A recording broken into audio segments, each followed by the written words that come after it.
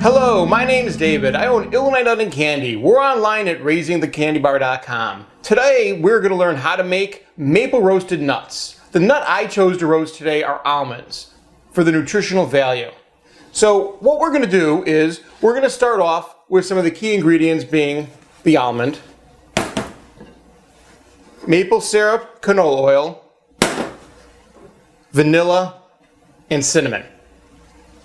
We start by turning on our heating element to a medium to high flame. We're going to start off putting our ingredients into the saucepan. We're going to start off with the maple syrup, and you're going to put in 2 teaspoons of canola oil or any vegetable oil of your choosing. We're going to put 2 teaspoons of vanilla in as well.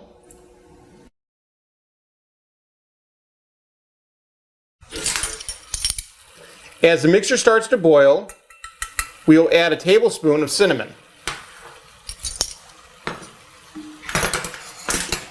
Once again, stirring is important. What you can do with this while you're making your maple roasted nuts is you could do one of 2 things. You could either start with roasted not salted nuts, or you could dry roast your nuts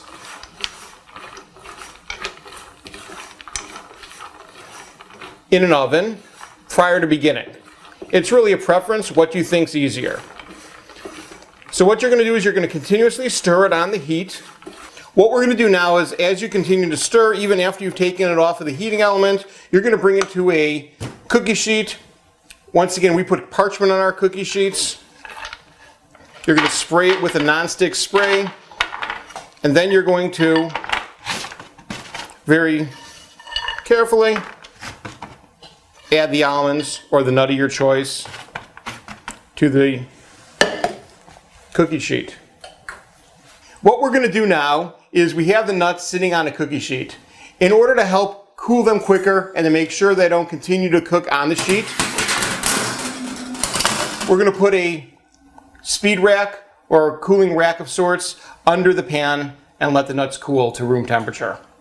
After the nuts have cooled, you can see they have that beautiful color and they have the cinnamon and really dried up nicely.